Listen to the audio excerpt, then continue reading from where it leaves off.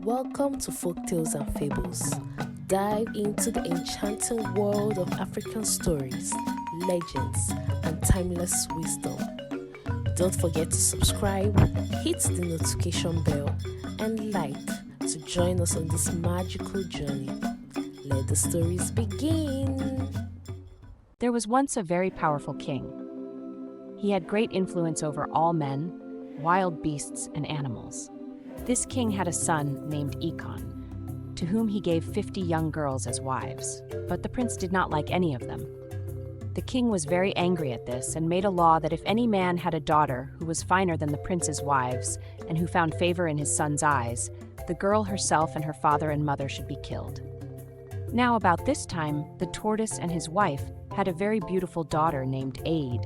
The mother thought it was not safe to keep such a fine child, as the prince might fall in love with her, so she told her husband that her daughter ought to be killed and thrown away into the bush. Now the tortoise was considered the wisest of all beasts and men. He was unwilling and hid his daughter until she was 17 years old. One day, when both the tortoise and his wife were away on their farm, Prince Ekon was hunting near their house and saw a bird perched on the top of the fence around the house.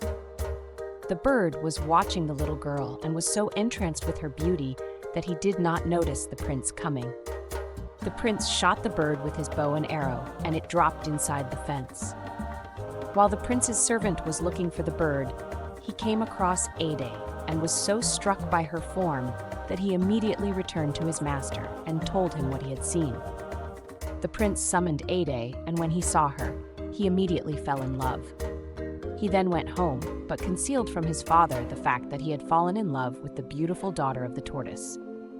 The next morning, Prince Ekon sent for the treasurer and requested that 60 pieces of silver and some foodstuffs be sent to the tortoise, and his wish to marry Ade be made known. When the tortoise saw the gifts, he fell to his knees and wept.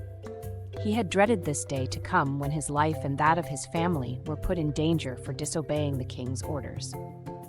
He sent words to the prince expressing his grievances that if the king knew, he would kill not only himself, the tortoise, but also his wife and daughter.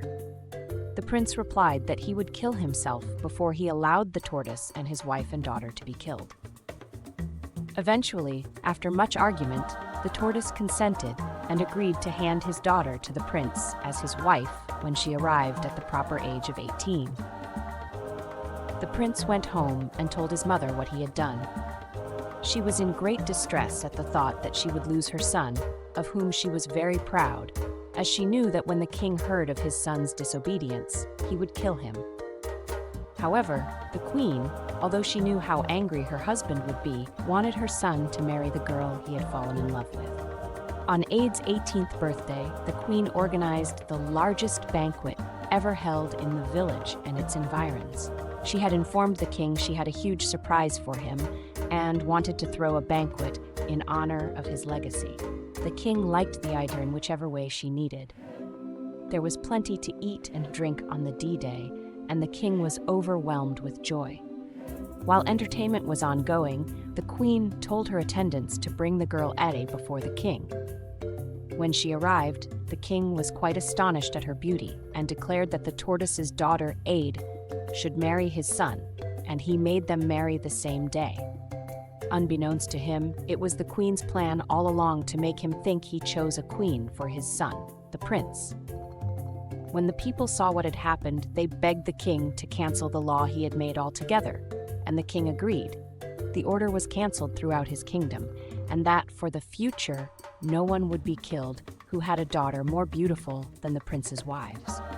A great feast was then given, which lasted for 50 days and 50 nights. When the feast was over, the king gave half of his kingdom to the tortoise to rule over and 300 slaves to work on his farm. So the tortoise became one of the richest men in the kingdom. The prince and his wife lived together for a good many years until the king died, when the prince ruled in his place.